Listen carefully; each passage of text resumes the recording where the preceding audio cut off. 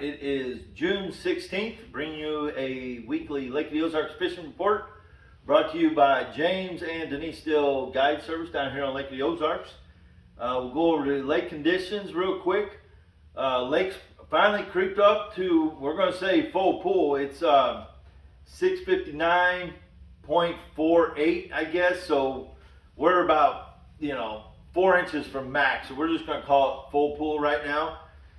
Water temp's kind of, I don't know why last week dipped a little bit. We're in the upper 70s, low 80s. Like today we had right at 80, I think, 81. So it's kind of hovering around there. It's time of year we'll get there as far as temperatures, and we're just kind of stall out for a little while until we get a little later in the year, like end of July and August, when we'll heat up a little bit more.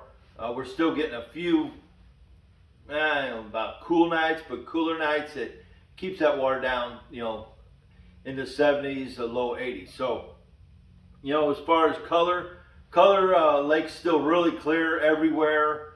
Been out quite a bit. Well, Denise has been out a lot.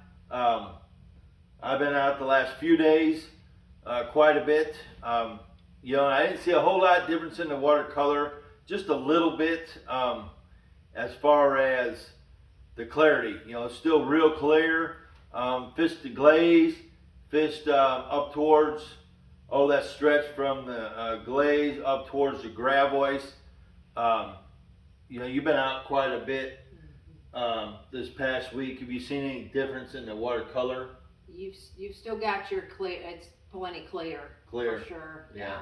Yeah. So, until we get any kind of rain or they pull any current, it's going to stay that way.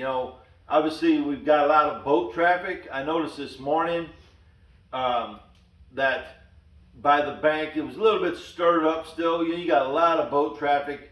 It washes up against the rocks and dirt and stuff, and it'll stain up a little bit, but that's just kind of a superficial stain. It's not really stained up water. It's just a little bit by the bank that's stirred up quite a bit. As far as current, they're not pulling anything. Last week I seen they pulled 10,000 just for a little bit, but now it's 1,000, 900, basically nothing. So kind of like I said last week, or the last report, that it's just it's different fishing this year. Some of the stuff we're used to doing and really catching them, we're not catching them that way. Denise had several trips last week. I don't know, what's your kind of go-to, what have you really been relying on, say, numbers, Well, I do think since they're not running any water, I do believe I'm not necessarily fishing any of your offshore, stuff. It's non-existent, really, non-existent. as far as I'm concerned. I don't know if you've tried some out there too. I've tried it just to see and not had any success with it. Now I do know a lot of, our trips usually start, or I'm on the water bright and early, 6 o'clock in the morning. So no matter what, in my mind, I'm always thinking, try some Topwater, and then you can always. But you've caught some on Topwater, pretty consistent, and some, it sounds like some keepers anyways. Yes. Like, moving Topwater station, what Topwater are you throwing? To be honest, I really usually have, your whopper plopper and your faster moving baits, your buzz bait or your whopper plopper, your chopos. I usually have clients or myself am using those types of baits, but they don't seem like they're really chasing those baits right now, so I'm slowing it down. And when I talk about, I'm looking at just your slower walking baits, your pop-Rs, your baits that Chug bug, yeah. Your chug bug is I talk about the chug bug all the time. This is one of my definitely bait that is good for numbers and also keepers right now, and I do think that's only going to get better. Yeah. Something about the chug bug, yeah. just it's sitting on top of them. You know, it's in the strike zone a long time. Some days the fish are really aggressive, and you can throw something like a buzz bait, you know, or a chopper or a whopper or a fast moving spook or something. But a lot of times when they're not aggressive like that and chasing, it's the slow ones like the poppars and the chug bugs, things like that. I went today actually. We seen a lot of fry finally. I seen a bunch of fry. I mean little bitty fry. So they're brand new. And if you can fish around fry and you see fry with a top water like that, or you know something around it, flip a jig into them. A lot of times them bigger fish, females or males, will kind of protect, and they'll kind of swim around them fry and kind of protect it. So it's, you know. I think that's important, because I really think your bass are going to be in those areas. Like when we were out fishing with Jackson and you threw that bluegill back in the water, you know, those kind of, whatever they're feeding on, the bass are going to... any kind of threat to them, fry, you know. But as far as the fishing, you know, like I said, we've been trying this offshore because that's what we're used to, you know. But obviously, you know, the current really plays a huge part, probably the primary part to offshore fishing is current, you know, because you got these underwater breaks, underwater ridges, ledges, and that water, that current hits them ledges and comes up over it, and then fish just kind of lay there and wait for stuff to come to them, you know. So obviously we don't have that this year, so we're kind of switching things up a little bit, doing some things that we normally do. We're still catching them a little bit, but man, the fish are just spread out. And I've talked to a lot of people, and Denise has been catching a lot of fish shallow still, you know, and I'm trying to get out there deeper, some main lake stuff, and I'm having some success out there. Mainly bluff ends, you know, bluff drops, right on the points, you know, is where I'm catching anything, and some good ones. Today I had one a little over 5, in the, I don't know what the thing was called, it took off over there at, what is it? Lunker challenge. The lunker challenge, yeah, the lunker challenge, and it caught him on a big jig, you know. Now, this time of year, we kind of switch it up on these points. We'll talk about points first, and we'll talk about the shallow stuff.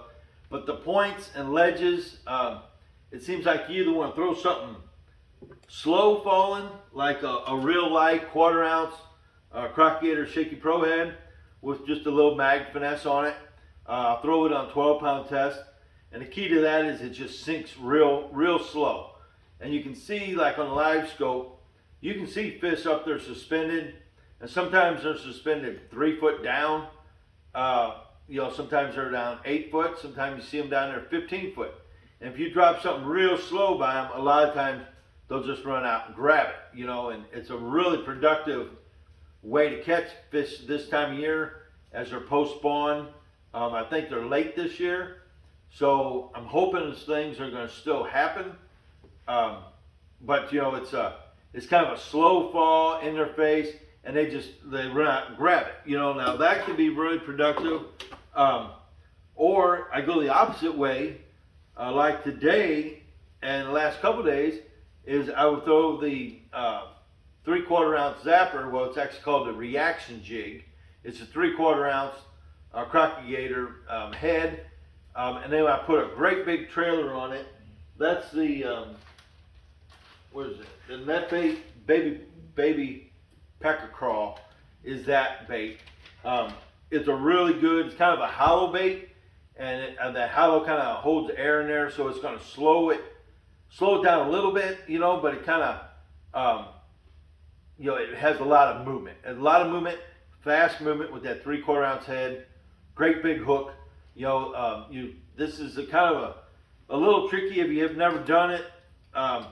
You know, you throw your bait up there, and you watch your line go down, and it's moving fast, so you're moving your rod down with that same pace. And if that line stops or goes limp, that's your bite. You're not going to feel a real hard thump. You're just going to see that line go limp. So if the boat's sitting in whatever, and you're flipping up into 25 foot of water, 30 foot of water, and that line drops, 8 foot and goes limp, that's your fish.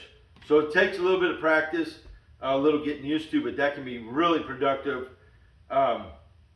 We were both throwing a 3/4 ounce jig today, and we caught a lot of fish, a lot of keepers, just 15, 16 inches. We had one over 5, and we had one a little over 3, and then some other good keepers. It's probably been the best day I've had for a little while here. It's just for numbers, and that's the main thing, like kind of main lake stuff. I'm throwing a 10-inch worm, a big, a 5/8 ounce Crocodile Shaky Pro Head, the 5/8 with a big 10-inch. This is a big 10-inch Berkeley Power Worm, that blue flake, kind of a go-to down here.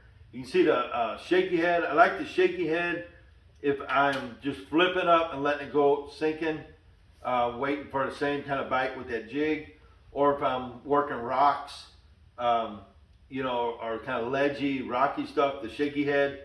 But if you're going to fish brush, the shaky head's just not going to come through that brush like a Texas rig. So then you want to switch up and catch or throw a Texas rig if you're fishing brush piles, which they're coming into play now. It's kind of like we've almost skipped our June like we're used to, and we're going right to July when they shut down current and they start relating to brush piles. So, the other things which I keep going to it, we're catching some fish on it, just not like we're used to, is the swim baits. I got 2 different sizes I throw. I've got this 1/2 ounce, with a 4.5 Kitech on it, kind of a little smaller profile, a little smaller bait, gets a few more bites, and that's rigged on that, what's it, a dirty jig? A dirty jig head. It's got the nose, the line tie comes straight out of the nose like they should be, not that 90 degrees. It's got a real good hook, and it's got a little keeper, a little wire keeper that once you push it on there, you can put them soft Kitechs and it holds it on there really good. And then the other one I like to throw is the bigger swim bait, the bigger profile. This is a 5-inch. They call it a 5. It's a little more like 6. And this is the old Zoom Swimmer, and it's rigged on a 3/4 ounce reaction jig head. I just pull the weed guard out and I'll super glue it up on there. Perfect setup. That line tie comes out just like out of the nose, and that works really good. And by this time of year, normally we're catching pretty good on it. I'm just not catching them on it. So that's kind of the main lake stuff. Just your long points. You work the long points that drop off into the drops, or work a bluff in that's more stair step drops. Those are the 2 main lake stuff I'm catching them on right now. And then and I'm catching I've caught enough fish to keep me doing it. And if you catch good fish, obviously that keeps you into it. So now Denise, she's been catching more shallow fish. Fishing shallow. What do you fishing shallow? That's being productive. I want to add something. When we talk about, the only thing I want to add is when he's talking about bluff ends. I always kind of think if they're not right on those bluff ends, I think we need to remember to hit those docks inside those bluff ends, like just the ones that are coming out or haven't went out because there's no reason to go out. There's a lot of bluegill beds. I didn't mention that. A ton of bluegill beds. And obviously when the bluegill beds, your poppars, your spooks, your buzzbaits in the back of these pockets, first thing in the morning, the big fish will get up in there and you can catch them. Once that sun gets up, that's done. But early in the morning, you can catch them in the backs over the top of these bluegill beds. And they're kind of, you see a lot of bluegill right now up on the banks, roaming the banks.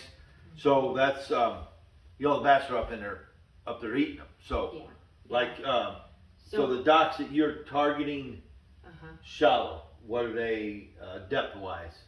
Depth wise, they are making, they're making their way back there. The boat can be pretty shallow. I'm fishing it the way I would the bluff ends, in a sense that you kind of, when you look at the bank, you have an area that's that clear area, the water's clear, and then you get to the point where you have from clear water to the dock, where you've got your foam and everything. Clear water, you're not talking visibility, you're talking no structure, no structure, no because cables, I'm not, yeah. like, even in that, I'm talking clear water, because I'm not catching any, even if I've got one of those foam on the cable, I'm still not catching fish where the water's clear. I'm talking about fishing from the clear area to the dock, where you're having to flip underneath the cables and get in there where the foam is. That's where I'm also doing that on the bluff ends, and then also shallow also. Right, so mainly underneath this foam, the shallow Underneath foam. the foam, yeah. yes, and Which, in the boat slips where you've got your lifts, and anywhere there's shade. yeah, and with the water being clear this year, they're not going to be roaming or out too far from these docks. The clearer that water, the more they're going to want to get in the shade, maybe under catwalks, maybe the floats that hold the catwalks to the dock. But it sounds like she's talking more the shallow corners, the first 2 or 3 holes off of the shallow part of the dock, which is, what's the corner of that dock in depth wise? 6 foot or less. 6 foot. So, and then we're working at like 6 to maybe 8 foot. Right. So that's kind of where they get a lot of times in post spawn, and there's a lot of fry around. They'll just kind of hang out there and kind of guard these fries.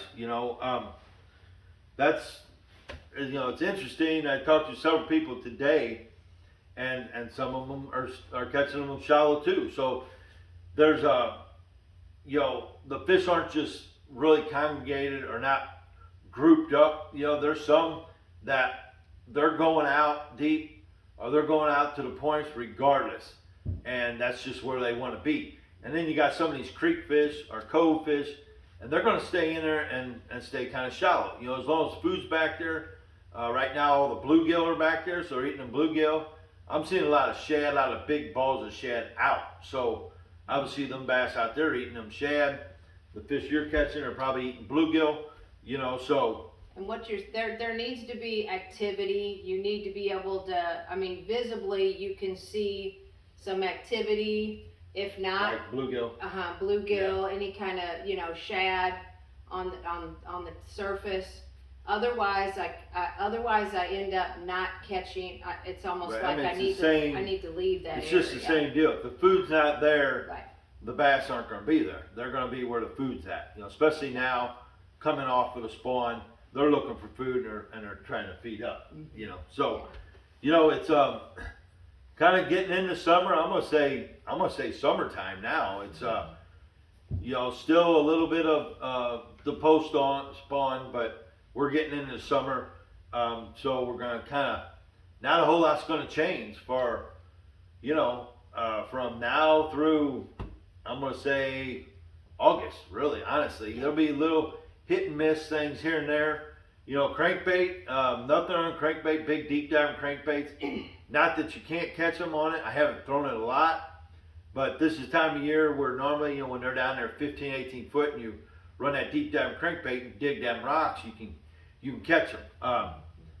You can catch them that way, but you can also take that big 3/4 ounce reaction jig, let it sink to the bottom, and rip it off to the bottom. I was watching fish on the live scope, excuse me, and the fish, working it, dragging it, nothing. If I rip it off of the bottom, you'd see a fish come off the bottom and chase it. So sometimes when they're not feeding, you just rip something by them, and they're going to react to it, just like a crankbait. You're digging that thing and it's darting around and reflecting off stuff, they'll just grab it. So sometimes when they're not feeding or they're not biting, you just got to create a reaction, And sometimes that's what you got to do. So, that's, you can kind of like working jigs or even worms. If you're dragging it or just barely hopping it and you're not getting something, rip that thing off the bottom or swim it off the bottom really quick. These big trailers with the big legs, you swim it off the bottom real fast, a lot of times that'll get bites, and then as we get through all the post spawn, these fish all settle in the summer, then we're, settling into the bigger worms. Some of the newer baits Crocky Gator has out, the new, this is like that shorty. It's just a longer one with that big knob on the end, and it really kind of bounces around, moves a lot. That's going to be really good. The DC worm, that's going to be a really good bait. That bait here, this is the DC worm. It's got a lot of the smaller little round appendages on the side, but it's got that big flat beaver tail, similar to the swamp bug, the beaver bug, and it just moves water, it flops. I've caught some on it already, but as these fish really get in the brush piles, that DC worm is going to be a big player. You can tell just by the way it moves water, and you drag that through that brush, and that tail's kicking back there. And another thing with this is we were actually doing it down in Florida in the grass. I was just up north and threw it some, but it's a good worm to just swim. You just throw it out there, let it go to the bottom, and you just swim along like you do a swim bait. And that thing's just back there kicking, and it'll get a lot of bites. I do think you can shorten it too. Yeah, exactly. You can take, and even if they get torn, as you need a smaller bait, you can always, kind of make exactly. them And we try to make all of our baits go as far as we can. We go through a lot of them, but like she just said, you can shorten that down. You cut this much off, and you put this on the back for flipping shallow docks or skipping underneath the docks or just trying to get bites. And then you got this other end here. You can save this. These are deadly. I was using them this winter as little Ned rigs. I mean, they're perfect size, perfect shape, perfect everything. You just put them back in a bag and you use them in the wintertime or, just to catch fish. So it's just a good bait. I like when baits are designed where you can utilize several things. You can cut them down and use them for several different techniques instead of just one, So like I said, it's kind of a swim bait, a brush worm, a flipping worm. It's just several things in one. So that's which is good because your boat gets littered with plastics exactly. that you end up throwing away. Man, it's really not a whole lot else going on. Really, it's not easy right now. You really got to work hard for bites, but you can get bites, and you can get a lot of bites if you just keep your head down and fish hard. And you really got to pay attention.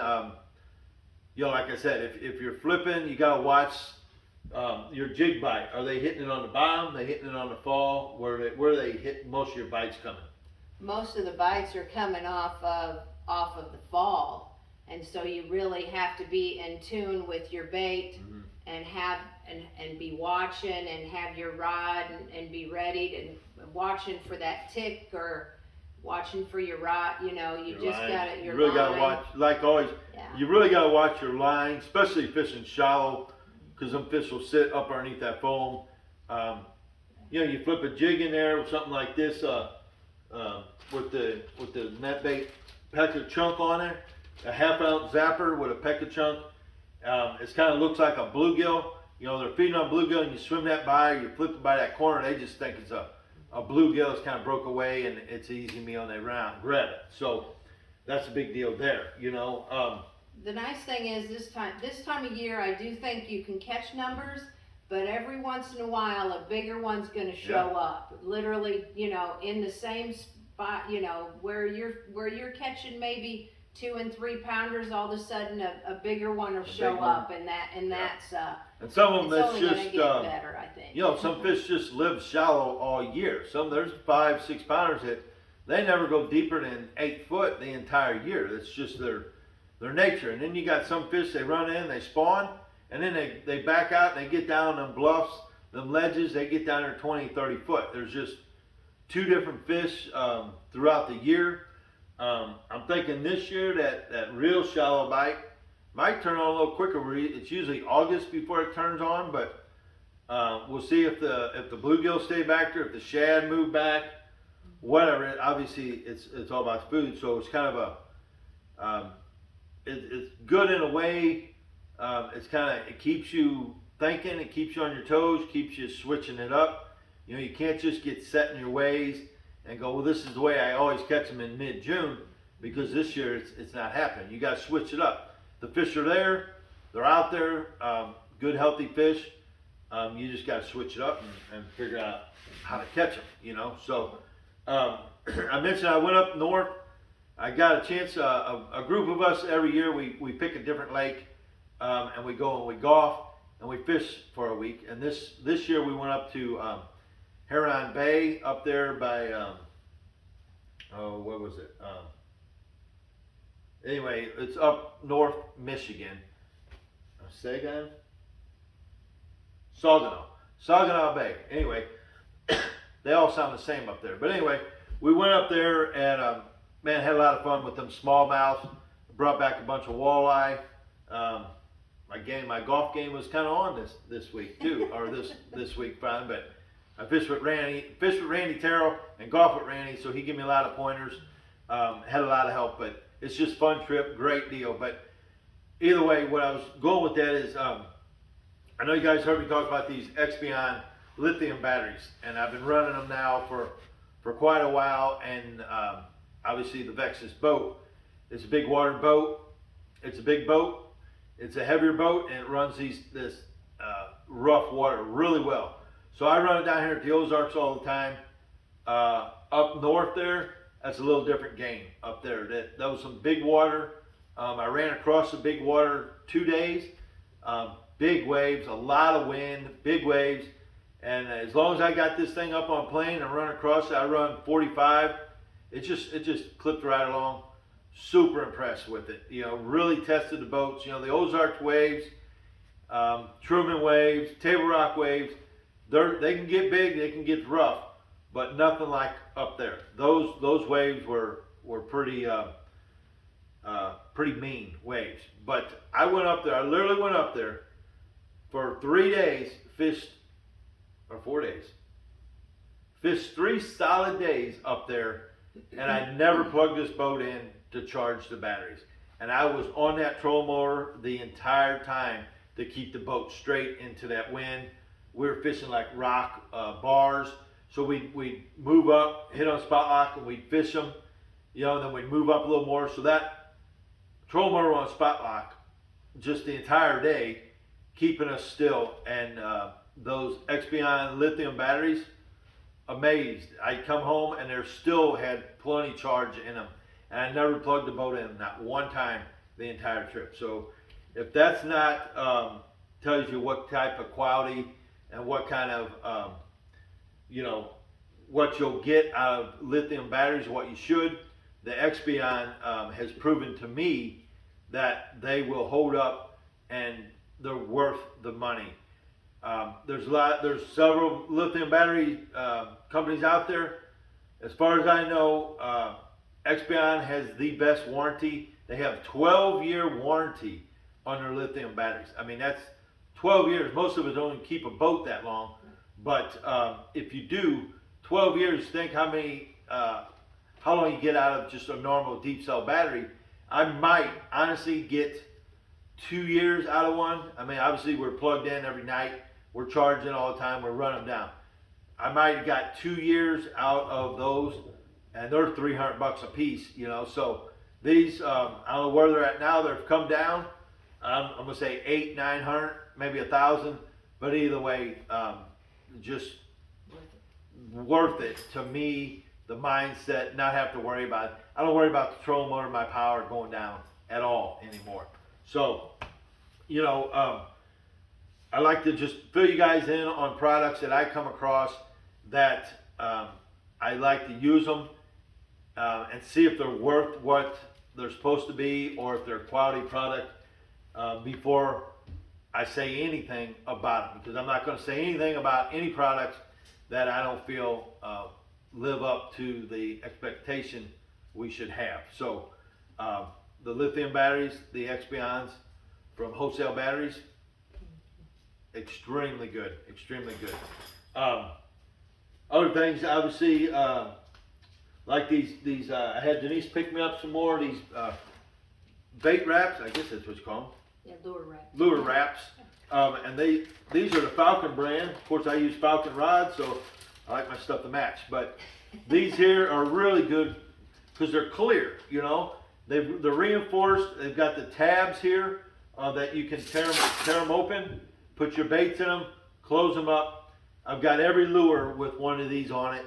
It keeps the hooks from getting into your rod socks. It keeps them from getting tangled up. It keeps them from getting dulling. It keeps you from putting them in your hands. You name it. These little deals here are pretty cool. I wish I would have thought of this clear packaging, so obviously you can see what's in there without tearing them off and looking to see. So I had her pick me up some more of these. So these are really cool. There's another brand. Who makes that? The big clear one. Anyway, there's other ones out there, you know, they're a bigger one for like big spooks or even Alabama rigs. You know, they've got different size ones, so you can get them, you know, for your lure size. But that's something pretty cool. Other things, man, you know, that's it. You know, I have caught some fish on the, I mentioned a beaver bug. Flipping that beaver bug, just that small beaver bug, you know, we created it for a winter bait, a wintertime bait to have a lot of movement in the wintertime sitting still. But this time of year, actually any time of year now, it's proven you can just take that little beaver bug and Texas rig it, or you can on a little 1/4 ounce shaky pro head, shaky football head, and flip that by these corners of these docks and catch some good fish too. You know, it's not a winter bait. It's an all around bait, and the beaver bug seems to be working pretty good. That tail right now. So, you know, we'll try to keep you up to date if anything changes. But like I said, things ain't going to change a whole lot. I must say for at least what's this, mid-June, mid-July. I'm gonna say a month and a half. You can pretty much take all this rigs right here and go out and catch fish every day. If you know where brush piles are, brush piles 8 to 20 foot, those are going to be your most productive. You know, I don't know, anything else, you got anything else to add, what you've been doing? I mean, you've had a lot of good trips, a lot of numbers, a lot of keepers. You caught everything. What did you catch? A big gar the other day, I guess. Yeah. I think. I'm hoping that was on accident. It was. It was on accident. It was. Big gar got a chug bug stuck in her leg. Chug bug in the leg, yeah. What was it? Steve? Fish flopping on it, so that was fun. You know, that's always fun. The guy she was with knew the line trick, so that's something else you might want to, you know. Always have braid in your boat. It's not something you can say, well, I'm going to practice doing this. You kind of got to do it a couple of times, but it is really very simple. There's a lot of YouTube videos out, but you got to have braid, good, at least 50 pounds, 60 pound braid, and it's very simple if you, you know, just watch some YouTube on how to do it. But to be able to remove hooks, I've removed everything from obviously treble hooks, you know, mega bass treble hooks, chug bugs, giant swim bait, big swim bait hooks. Grant had one in his hand. I mean a big one, and it come out no problem. You know, so you can pretty much do it. Obviously, I've had a couple people, not me, but people will come and say, "Hey, can you get this out?" in their heads. I usually don't mess with that, or if I think it's around a tendon that it might be through a tendon or something, you're probably better off going and getting that professionally removed. But if it's just in your skin or a muscle or something, snatch that thing out and go back to fishing. So, you know, other than that, we'll do what we can to keep you up to date. If we can help you out in any way down here, if you bring down family, kids, you name it, whoever. If you've fished all your life or if you've never fished, just come down. Let's spend a day out on the water and catch some fish. We can go for big fish. We can go for numbers.